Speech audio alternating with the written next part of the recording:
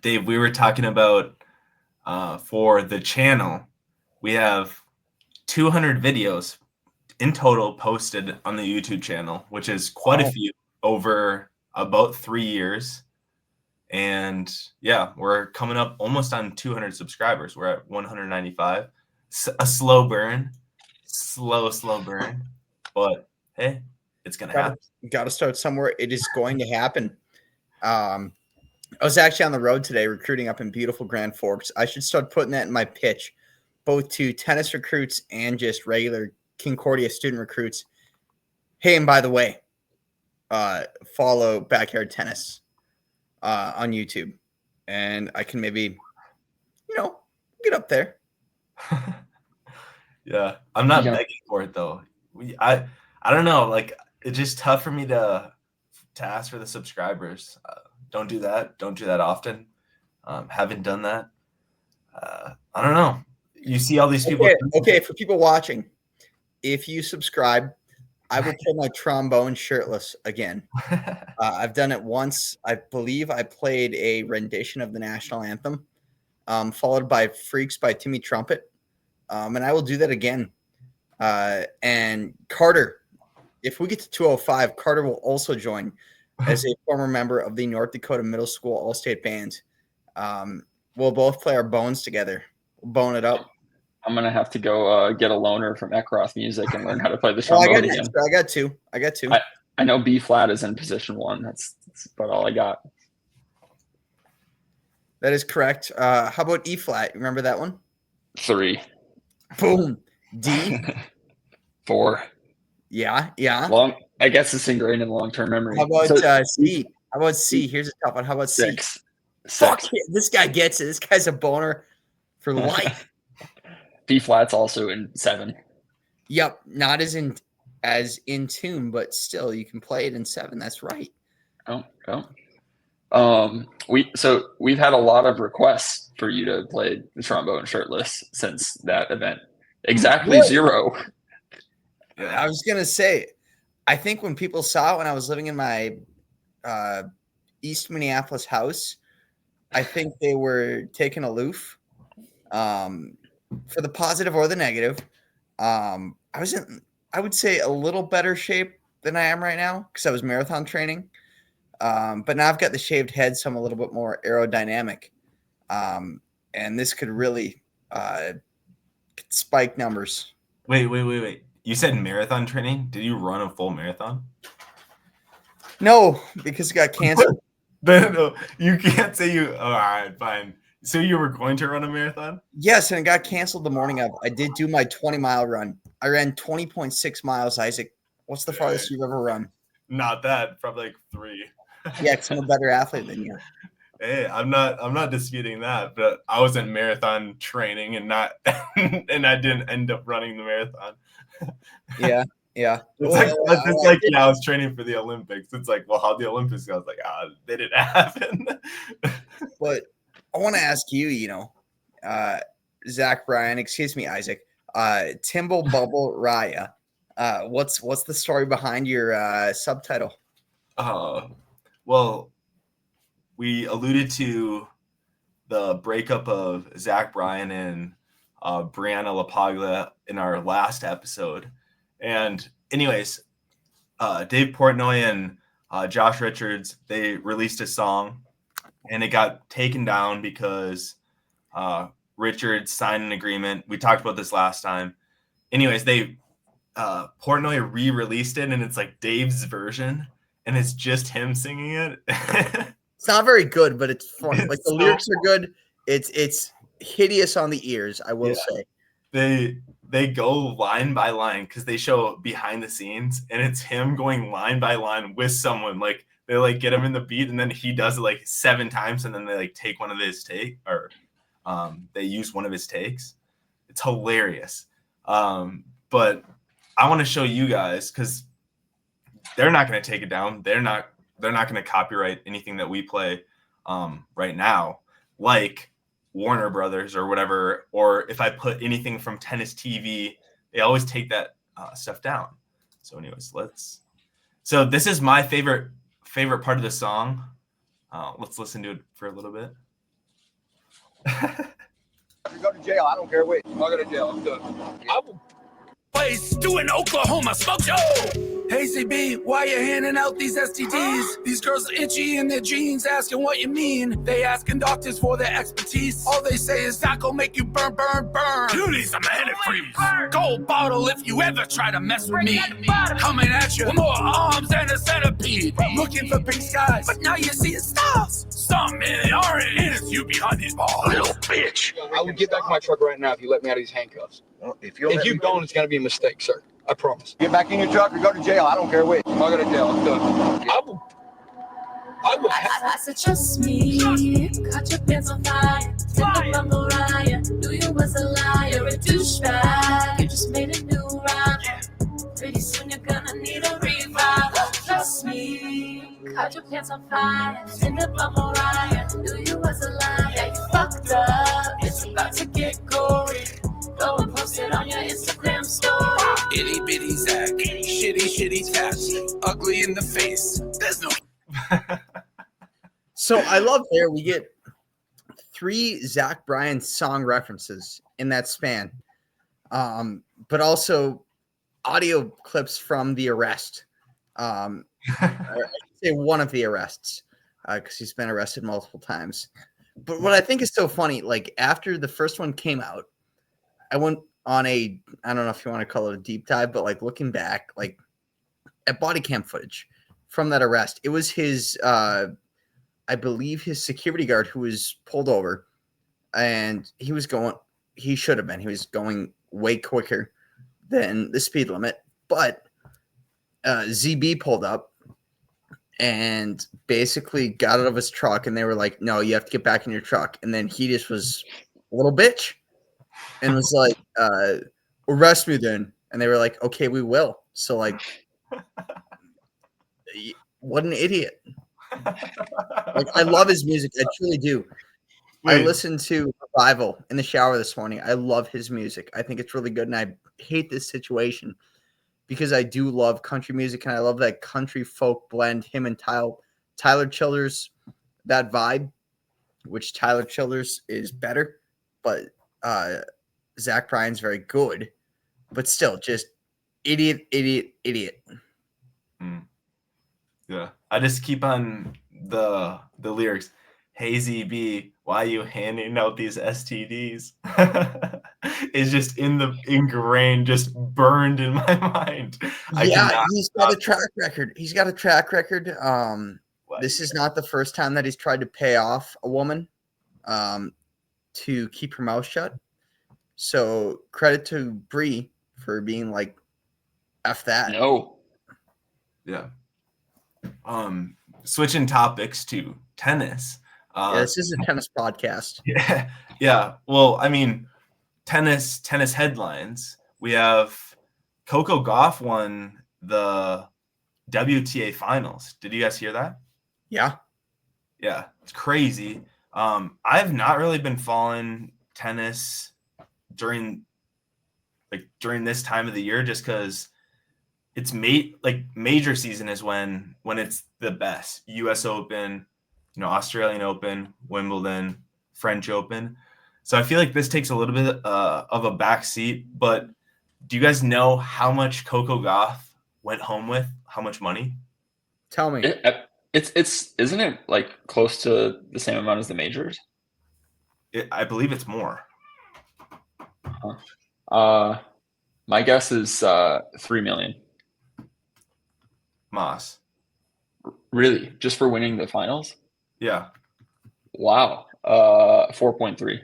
Yeah, I was like 4. Here, let me pop it up again. Record $4.8 million in prize money. Why? They're paying him more. Sweet. Yeah. Like was it like tournament turnout? Just more sponsorship interests? Like, yeah, I think it being in Saudi Arabia, they have the PIF fund, or one of those funds over there where they just have a ton of money. I think that's where it's coming from, where they're one of the draws to having the finals in in places like Saudi Arabia or China, where they've had in the past, the females are able to make a ton of money, but these countries are maybe doing these things right for sports washing has been, the cause or the excuse. But I mean, objectively, it one thing is true is these countries are willing to pay more. China, they're willing to pay more to have the finals, have these different tournaments. Do you allow, I don't know, that's kind of the question, right? Do you think about Peng Shuai? We, talked about her in the past. Mm-hmm. She just went missing. Do you worry about that one-off situation where someone speaks out against the government, they go missing, and then you still have events there? I don't know. Yeah, it's really, the Peng Shuai situation is so fascinating. Not in good ways, but it's a great reminder that sport and government have an intertwined relationship. And the Chinese government is awful. I'll say it. Arrest me. Just go to China. Yeah, I mean, but if it benefits 99.9% of the people, and let's say, a major complaint in the tennis world, is, only 60, 70 players get to make a living playing tennis and the rest of them have to do other jobs, whatnot. What if you can increase that to 300 with, some of the Chinese backing, Saudi Arabia backing, and hey, every few years there might be some, Right. Well, I mean, it's like a live situation where, for example, Cam Smith, very good golfer, but not a, he would have never won a major, in my opinion. He's on the live tour. He is set for life. And so I don't blame folks for partaking. Yeah. My dad, so he listened to one of our episodes. Here, I got to pop up his text. He, let's see. He referenced something that you said, Dave. Me? Yeah. God. Yeah, what did you say? Oh, God. Dang it. Carter, you're on this Saturday. Want to help me move? Yeah, what time? When are you free? So this is what he said. He said, you guys need to stick to tennis, so probably won't appreciate the episode today. John Daly won 2 majors. You said that he did not win a major. Oh, really? Oh, Doug, I apologize. That's we offended the viewer. And then Victor Hovland, or I think it's Hovland, and then Patrick Cantlay are the best golfers to not win a major. Max Homa is in the conversation. So, because we were referencing who is the best player to not win a major in golf. So John Daly won 2 majors. Yeah. We're lifelong winners, Doug. I'm sorry. You are superior to me. You're a member of the Cobber Hall of Fame. I'm probably a better tennis player than you. Ooh. But you're probably a better athlete than me. And so, yeah, I'll do my research better next time, and we'll move on. I might take my dad in a tennis match versus you. Really? Yeah. Yeah, the Montreal Expos are going to win the World Series next year. Vlad Guerrero's coming up to bat, though. See, it's a joke, Isaac, because that team doesn't fucking exist anymore. Yeah, but Vlad Guerrero did play on them. Yeah, he did. Yeah, he did, but they don't exist anymore. I'm aware of that. I know more about baseball than anybody who listens to this podcast. I'm not claiming I know more than you of baseball, and no one is. I know you're not, but I'm just saying that I do. I'm being arrogant. There we go. It's something that you're very good at, and I'm trying to get better at it. Being arrogant. I'm just saying. I'm not even saying I'm gonna beat you at tennis. I'm saying my dad is. I mean, you probably would right now, but yeah, I was wrong. John Daly has won 2 majors, and I'll stick to tennis. I think he does have a point. I think we would get to 200 subscribers faster if we stuck to tennis. Yeah, Probably. yeah. Have a consistent topic. Yeah, that would be fair. Fair to Yeah. the viewer. But also, sport is a microcosm of life. You'll tell me that's wrong because I worked for the largest sports psychology company in the country, and that was said day after day after day to Timberwolves, Vikings, Wolves players, and so there's my defense. the T-Wolves Bucks game is a microcosm of Israel Hamas. Jesus Christ. But shifting kind of back to tennis, though, Taylor Fritz in the semifinals. I don't know what the stat is when the last American male was in the semifinals of, the ATP finals, but it's been a long time. Taylor Fritz is really good, but the world doesn't know it.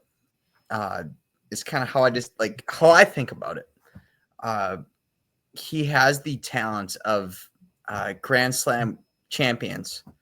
Not to say that he's ever going to be a Djokovic, a Federer, or Nadal, or Murray. He's not. He is objectively not going to be that. But he is good enough to win a major. Will he? I don't know, but he's damn good. I could see him making a run at the U.S. Yeah, home tournament.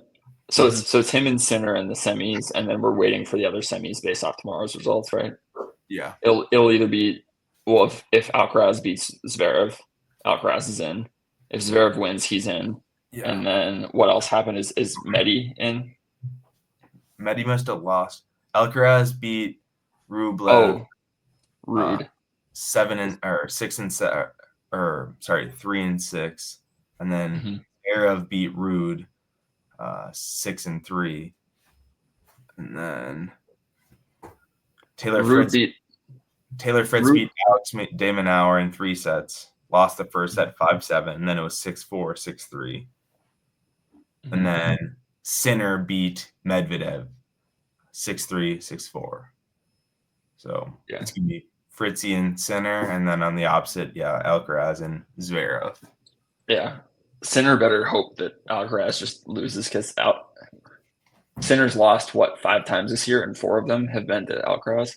Yeah, I feel like Alcaraz just can get to another level. I think Sinner might be more consistent, but I think when Alcaraz is playing his best is better than Sinner. Yeah, absolutely. Sinner, yeah. Alcaraz just can't. He has little nagging injuries, and he loses matches he's not supposed to. Sinner always seems to take care of business in matches that he's supposed to. But then Alcaraz seems to just have another gear. Yeah, exactly like you just said. Yeah, I appreciate that point, Cart, because I think that when people look at Sinner, they think about his losses to Alcaraz. They don't look at the fact that he wins every other match that he's supposed to win. Yeah. Mm-hmm. Yeah. What's great, or what makes you a better player? I mean, Sinner is running away with. He already took home your number one. You're a number one because he's so far ahead in the point system. But I don't know. They split the majors this year. Who's a better player right now? It's got to be Sinner, right? Yeah, Sinner was a better. So. Yeah, this year, but yeah. Boys, I want to change the topic. Tennis has been in the greater sports media in the last week. John Wertheim, one of the great journalists of our game, is in some, I would say, turbulent waters right now. Made a comment. He thought he was off air. He was on air on Tennis Channel. He's been suspended indefinitely. What do you say? I saw this kind of background noise, but I didn't really look into it. What did he say? You should say exactly what he said in the exact words that he said it to. So I've got a full-time job and I don't want to lose that. But I'll say. but if you Google it, you can find it. Something about a female player's forehead. So nothing egregious, but he's been taken off the Tennis Channel. He co-hosts the Serve podcast with Andy Roddick. And he is one of the few people that actually, like, people outside of tennis, they know his name in the tennis journalism world. I was talking about this with Pace Johnson, friend of the program, All-American at Gustavus, earlier today. Like, he's a dog. Great journalist, great writer, great on camera. And he's apologized, but that's, yeah, we haven't seen something like this in the tennis world in a while. Yeah, dude, I'm still trying to find this quote.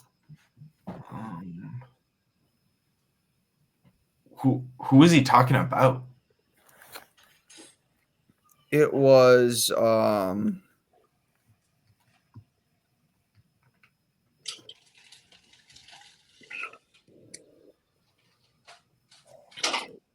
I should know this off the top of my head, but also there's so many players.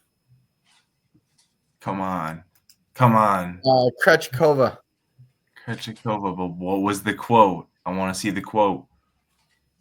I mean, we didn't say it. Like, I'm not saying it. I just want to see what was said.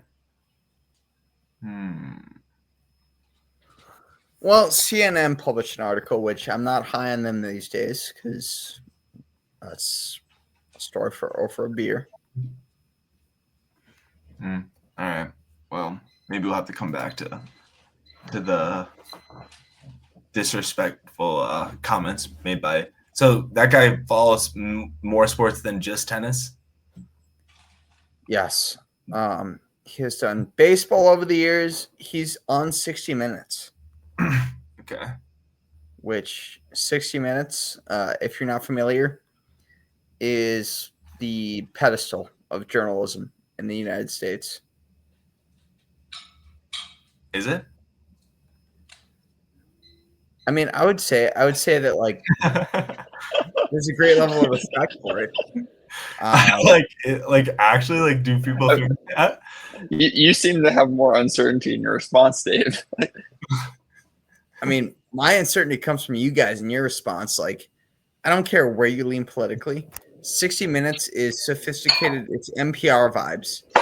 And it also does better rating-wise than any other fucking show in the nation. When it comes to shows like that, because they're objective conversations and real questions are asked. Say something bad about Anderson Cooper, Carter. Why? I don't like his hair. Because you can't. Because he's a very good journalist. Yeah, I think he's a good journalist. I think I heard. Although I heard the Onion is looking to acquire 60 Minutes. Yeah, after acquiring outstanding journalist Alex Jones's InfoWars. Did that actually happen? Yes, the Onion acquired assets. I didn't know if that was real because that's quite the Onion-y headline. No, they did. Who's cooking something up? Who's doing dishes? Oh, Hannah. Oh. Hi, Hannah. Sorry. No, you're good.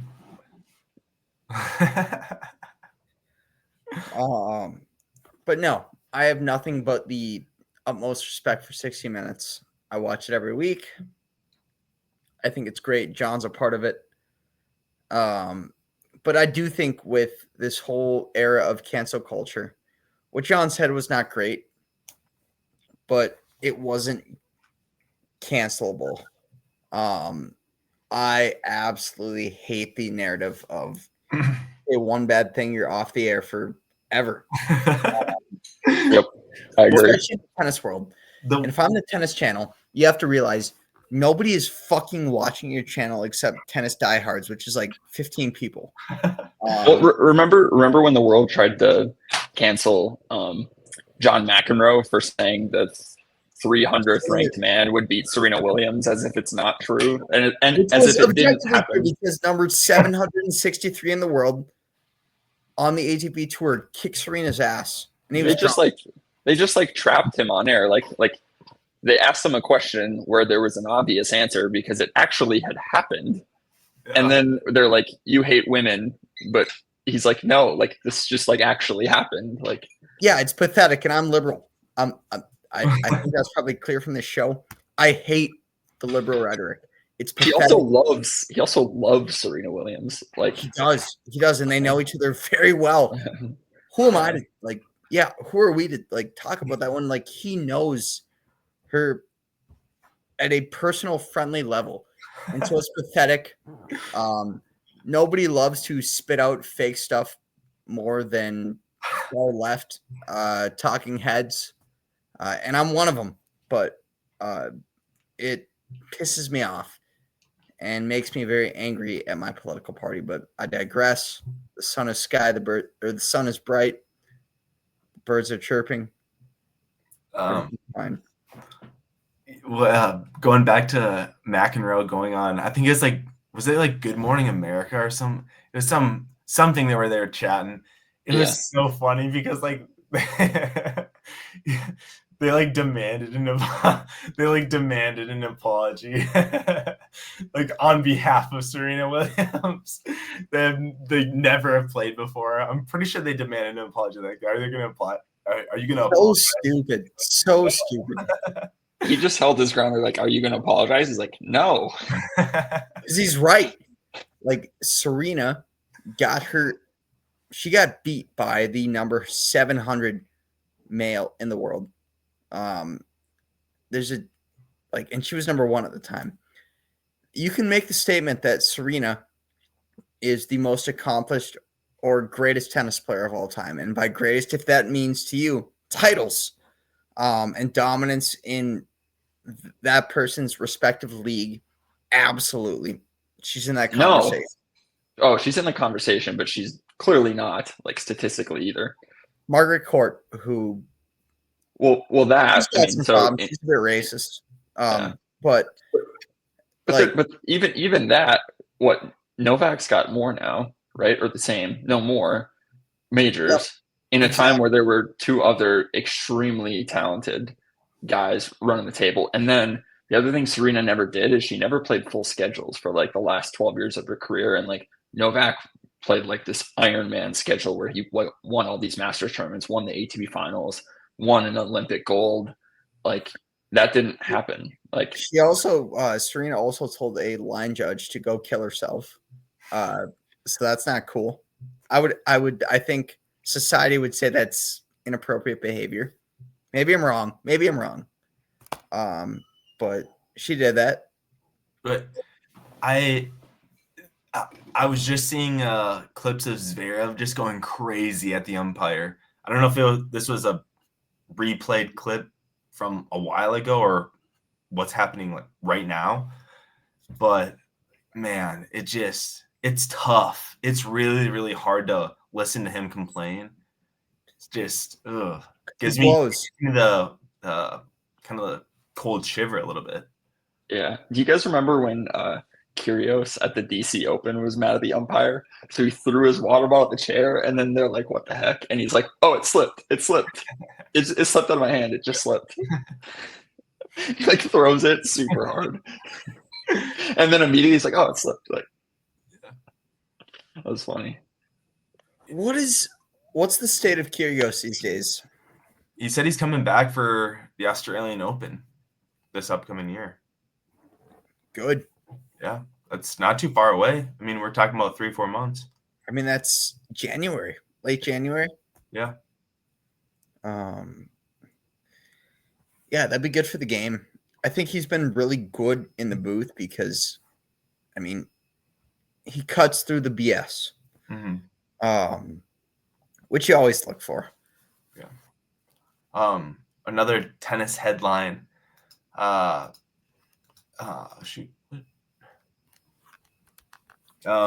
Was that Frances Tiafoe got fined $120,000. For what? For what again? What do you do? For repeatedly swearing at the umpire in the Shanghai Masters. It is the second biggest fine in the history of the ATP Tour, probably followed by Kyrgios. Yeah, if you watch the video, Francis was not great, and I think if he could do it again, he'd do it differently. It's not a good look. No, brutal. What about that time? I think it was in like Dubai or something, where Ryan Harrison destroyed like 6 rackets in like 30 seconds. Or maybe it's Indian Wells. I can't remember. Yeah, I don't remember that. Who was that? Ryan Harrison. Do you remember that guy? Yeah. Old American, right? Yeah, that guy's a hothead. He also was like supposed to be the next big thing, and it just he was happened. a dog. Yeah, allegedly. He made a comeback somewhat recently, but clearly didn't pan out. In tennis or pickleball? I mean, probably both. No, he was sarcastic. Made a comeback in tennis and made an insurgence in pickleball. Probably one of the elite people. Probably he plays pickleball too, like sock. I'm not saying I don't know if he does, but he would be one of the top in the world if he did. Oh. Yeah. I'm reading the Tiafoe's what he said to the umpire. He said, "F you, man, F you, seriously, man, F you, you effed me." And then goes through, "Great effing job, F you. You're going to be on the effing blacklist for my matches. Effing insane." It sucks because I love Big Foe. I think we all do in America. But that's such a country club prima donna thing to say. You're on the blacklist for my matches. Like he used to play at the University of Maryland club. I think that was his home club a long time ago. He's a UMD guy. Didn't play college tennis, but played there. I don't know if that's country club vibes, but surely they did something to him. Yeah. His story is about as good as you can get for an American tennis player. Yeah.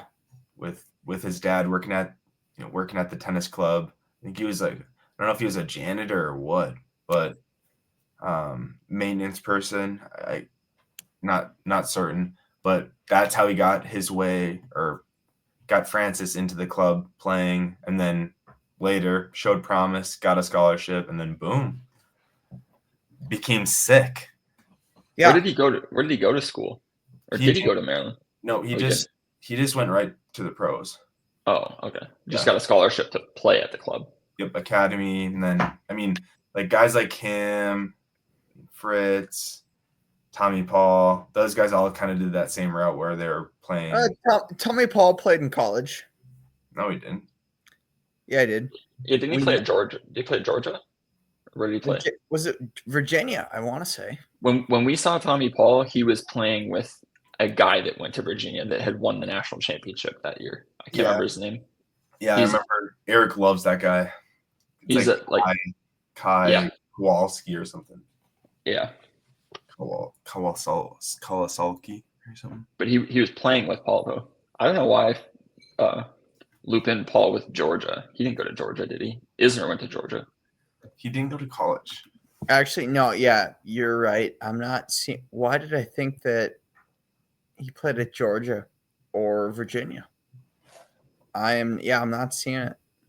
Who else did we see that one time when we were there? We saw wasn't it Monica Seles?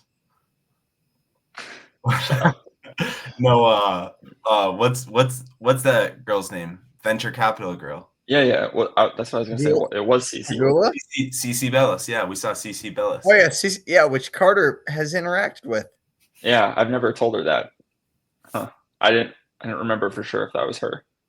Yeah, it was her, and she was training with Tommy Paul. So, I mean, they probably were pretty close, or are still probably pretty close.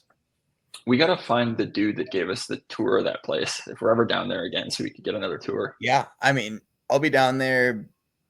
God, in March 1st to the 7th. If you guys want to tag along, I can't get you free plane tickets, but join us. and where these guys are alluding to is the National Tennis Center located in Orlando, Florida. Kissimmee, technically. Yeah. Dude, that complex is massive. It's amazing. And that's why they were training there. I mean, right? That's what the USTA was trying to do, get these people to this elite talent to go there and make that their home, right? Yeah, I mean, what a great hub for high-level competition. I remember very well Pat Colbert, who was the USTA Northern leader for development of talented juniors. He once said at a clinic, in America right now, we're a country of hitters, not players. And what better way? I mean, they've got 6 red clay courts there. Those are 6 of maybe 15 or 20 in the entire country. And so clearly they're invested. But I don't know. When do you think the next time an American male is going to win a major? How long is it going to be? I bet it's in the next 5 years. Next 5? Yeah. Yeah. I feel like Fritz is going to get one. Fritzy? Yeah. I mean, Fritz, Shelton, Tommy Paul, Tiafoe. I mean, I think all of these guys have a shot.